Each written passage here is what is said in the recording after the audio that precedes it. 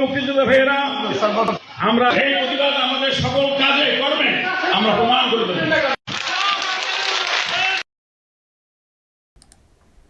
কেলেঙ্কারি।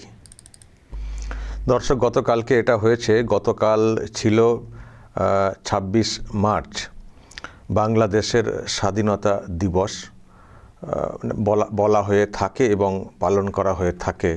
যদিও গত বছর সেটা দেখতে পাইনি। গত বছর তো ডক্টর ইউনূসের অধীনে ছিল বাংলাদেশ, তো সেইভাবে পালন করতে দেখা যায়নি। এবার কিন্তু দেখা গেছে। আমি গতকালকে দেখছিলাম সব ভিডিও, রাস্তাতে একটা প্রোগ্রামের আয়োজন করা হয়েছিল বিরাট করে। আমি দর্শক সেটাও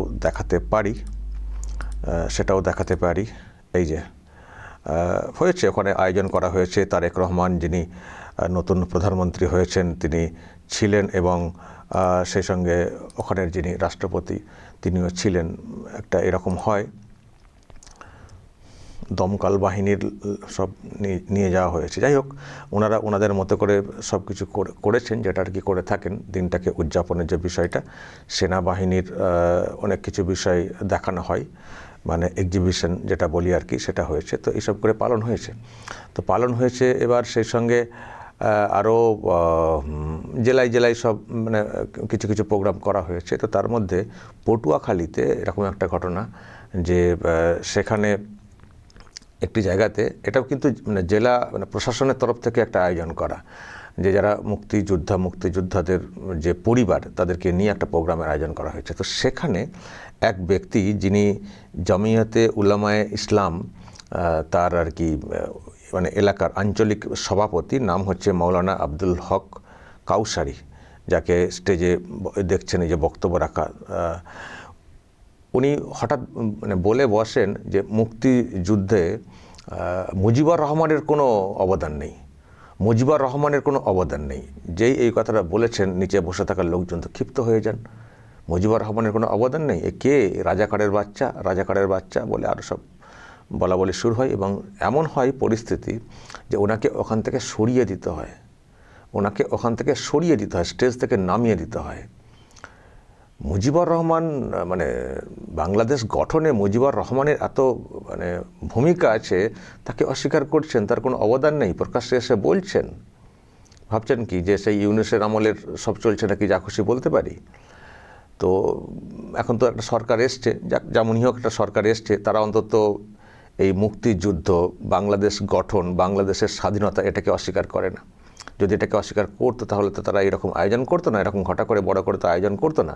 যখন এরকম আয়োজন করছে এবং দেখবেন ৭১-এর বোর্ড লাগানো আছে, এই যে ৭১-এর বোর্ড দেখছিলাম লাগানো আছে, তো এরা অন্তত দেশের স্বাধীনতা, মুক্তিযুদ্ধ এটাকে মানে। তো সেই মতো করে আয়োজন হচ্ছে, পালন হচ্ছে। এখন ওই যেটা চলছিল সেখান থেকে বিষয়টা অনেকটাই সরে এসছে। তো আমি যেটা বলছিলাম যে এখন তো অন্যরকম পরিস্থিতি হয়ে গেছে। ওনারা ভাবছেন যে যা খুশি বলবো, মুজিবুর রহমান, সেই মুজিববাদ, মুর্দাবাদ কী সব হচ্ছিল না কদিন আগে, মানে ভোটের আগে এই ছাত্র নেতারা তথাকথিত, তারা সব কী সব করছিলেন না, ভাবছিলেন যে ওই রকম জামাতের লোকেদের উৎপাতটা অনেক বেশি ছিল।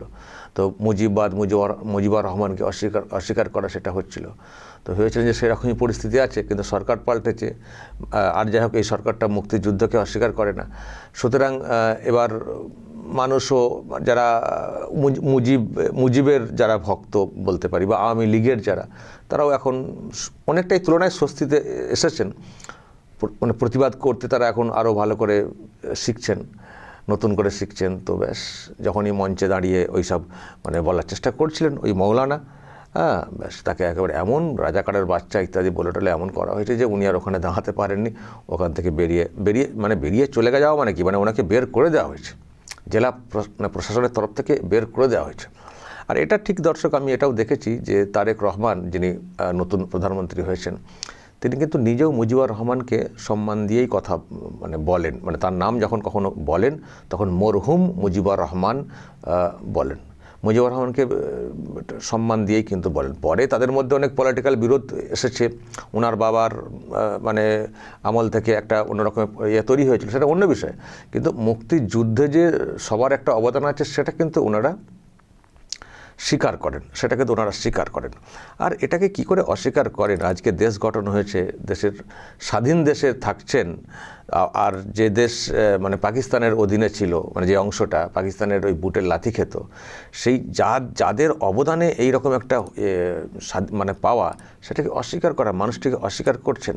আমি দর্শক মুজিবুর রহমানের একটা পুরনো বক্তব্য আজকে আরও একবার শোনাবো, যে মানে উনি তো দেশকে স্বাধীন তো করেছিলেনই ওনারা একসঙ্গে, কিন্তু সেই সঙ্গে ভারতের যে অবদান সেটাকেও কিন্তু উনি কীভাবে স্বীকার করতেন। আমি একটা বক্তব্য ছোট করে শোনাই, তারপর ব্যাখ্যাতে আসছি।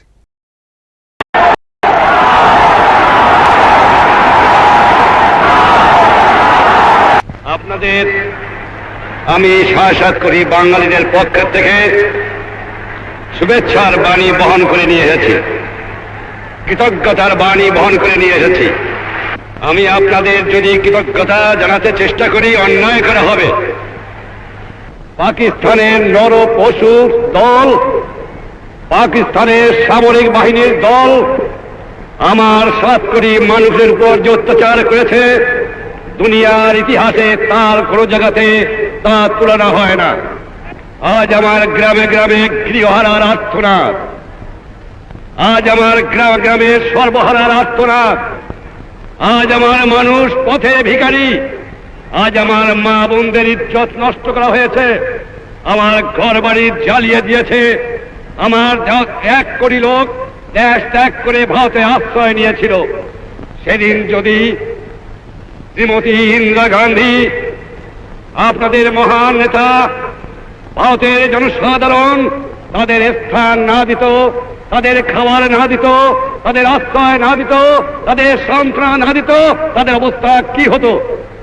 আমি যদি কৃতজ্ঞতা প্রকাশ করি, তাহলে শ্রীমতী গান্ধী অন্যায় করা হবে। আমি আপনাকে শ্রদ্ধা জানাতে পারি, এর বেশি জানাতে পারি না।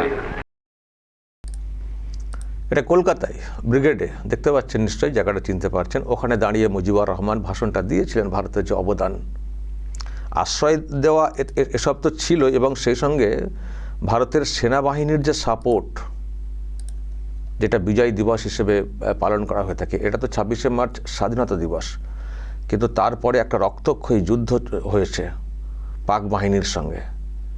আর 16ই ডিসেম্বর ওই 1971-এ পাক বাহিনী, সেনাবাহিনী আত্মসমর্পণ করে, এবং সেটা করিয়েছিল কারা? ভারতের সেনাবাহিনী। ভারতের বিরাট অবদান আছে এটাতে, কিন্তু যে বাহিনীটা এসছিল, ইউনিসের বাহিনী, তারা টোটালটাই অস্বীকার করছিল না। এটাকে স্বীকার করে না, স্বাধীনতা স্বীকার করে, কিছুই করছিল না। যে ভারত না থাকলে মানে এই রকম আত্মসমর্পণ করা, মানে স্বাধীনতা ঘোষণা তো হয়ে গেছিল 26শে মার্চ ওই বছরে, কিন্তু পাক সেনা তো চলে যায়নি, তাদের সঙ্গে লড়াই হয়েছে, যুদ্ধ হয়েছে, রক্তক্ষয়ী যুদ্ধ হয়েছে। শেষ পর্যন্ত ওই বছরে 16ই ডিসেম্বর আত্মসমর্পণ করে পাক বাহিনী। এই 9 মাস রক্তক্ষয়ী যুদ্ধ হয়েছে। শেষে ভারতের সব রকম সাপোর্ট, রসদ দিয়ে, সেনা দিয়ে, ইত্যাদি দিয়ে সাপোর্ট করে দেশটাকে স্বাধীনভাবে মানে দেশের পূর্ণ স্বাধীনতা এসেছিল। আর সেখানে অবশ্যই মুজিবুর রহমানের একটা বড় ভূমিকা। বক্তব্য শুনি তো নিশ্চয়ই বুঝতে পারছেন। কিন্তু তাকে যদি অস্বীকার করা হয় এই দিনেতে, স্বাধীনতা দিবসের দিনে, সে তো যারা আছেন ওখানকার মানুষ তারা তো গর্জে উঠবেনই। সেই জন্য তারা একেবারে এমন গর্জে ওঠেন যে তাকে ওখানে স্টেজ থেকে ছুঁড়ে বের করে দেওয়া হয়। তারেক রহমানরা যেটা বলার চেষ্টা করেন, জিয়াউর রহমান, তারেক রহমানের বাবা, উনি যেহেতু তখন আর্মির ছিলেন, তিনি ঘোষণা করেছিলেন স্বাধীনতা দিবস, তার মুখ দিয়ে ঘোষণা এটা বলা হয়। আর মুজিবুর রহমান লিডারশিপ, ওনারা সেনাতে ছিলেন। তো এই নিয়ে ওনারা কে স্বাধীনতার ঘোষক, সেই নিয়ে ওনাদের একটা আছে পলিটিক্যাল আছে না, আমার বাবা ঘোষণা করেছেন, এটা তাদের একটা পলিটিক্যাল আর কি, ক্ষীর খাওয়ার চেষ্টা। কিন্তু সামগ্রিক একা একা তো কিছু হয় না, সবাই মিলে একটা ব্যাপার হয়। তো সেটা অভ্যন্তরীণ এই কে করেছেন সেটা অন্য বিষয়। কিন্তু ৭১-এ মুক্তিযুদ্ধ, ৭১-এ যে দেশ স্বাধীন হয়েছে, ২৬শে মার্চ যে স্বাধীনতা দিবস, ওই দিন যে ঘোষণা করা হয়েছিল, এটা কিন্তু উভয় পক্ষই স্বীকার করে, যেটা এই জামাত বা ইউনূস বাহিনী ওরা স্বীকার করতে চাইছিল না, যাদেরকে কার্যত বলা হয়ে থাকে রাজাকার। তো এই যে মঞ্চ যেটা হচ্ছিল, সেখানে ওই রাজাকারেরই একজন, যেটা এনাদের বক্তব্য উঠে এইসব বলছিলেন, তো তাকে একেবারে স্টেজ থেকে নামিয়ে দেওয়া হয়। তো যাই হোক, দেশ স্বাধীন হয়েছে, দেশের স্বাধীন মাঝে মধ্যেই হয়, মাঝে মধ্যেই স্বাধীনতার ডাক দেওয়া হয়। এখন আবার নতুন সরকারটা এসছে, জানি না আবার কবে স্বাধীনতার ডাকটা ওখানে আসবে। মাঝে মধ্যেই দেশ স্বাধীন হয়, একটা করে ডেট আসে, সেই ডেট পালনের জন্য কি সনদ প্রকাশ ইত্যাদি সব হয়, আবার থিতিয়ে পড়ে। তো এখন তারেক রহমানের সরকার এসছে, নতুন করে সরকারটা চলছে, দেখা যাক এই সরকার কতদিন কন্টিনিউ হয়। তবে ওখানকার এই উগ্রপন্থার এত উৎপাত, তারেক রহমান যদি শক্ত হাতে মোকাবিলা না করেন, আবার স্বাধীনতার ডাকা আসবে, আবার তাদেরকেও ওই রকম পালাতে হবে দেশ থেকে। ফলে ঠিকঠাক করে শক্ত হাতে কিন্তু মোকাবিলা করতে হবে। আর অবশ্যই ভারতের অবদানটাও স্বীকার করতে হবে। পাকিস্তানপন্থীদেরকে তোল্লা দিতে গিয়ে নিজেরাই গোল্লায় চলে যাবেন। ভারত প্রতিবেশী দেশটার গঠনে সহযোগিতা করেছে। আর যেটা বলছিলাম, বিজয় দিবসটাই আসতো না যদি না ভারতের সেনাবাহিনী সাপোর্ট করতো পুরোপুরি সব কিছু দিয়ে। তো যাদের জন্য ভারতের সেনা রক্ত দিয়েছে, সেই ভারতকে যদি অস্বীকার করা হয়, সেটাই বা কী হবে? ফলে মুজিবকে অস্বীকার, ভারতকে অস্বীকার, এসব অস্বীকার করলে কিন্তু বেশি দিন চলতে পারে না। যাই হোক, তারেক রহমান নতুন করে দেশটা চালানোর চেষ্টা করছেন এবং ভারতের সঙ্গে সম্পর্ক রাখার চেষ্টা করছেন, দেখছেন আপনারা বিভিন্ন দিক দিয়ে। কিন্তু কতদিন থাকে উনি, বা কতদিন ঠিক থাকেন, সেটা কিন্তু দেখার ব্যাপার রয়েছে। দর্শক বলবেন গতকালকের যে ঘটনা যেটা বলছিলাম, এবং মুজিবের যে অবদান, এবং অবশ্যই ভারতের যে অবদান, এসব নিয়ে আপনাদের মতামত থাকতে পারে। যা বলার বলবেন এবং নজর রাখবেন আরামবাগ টিভিতে।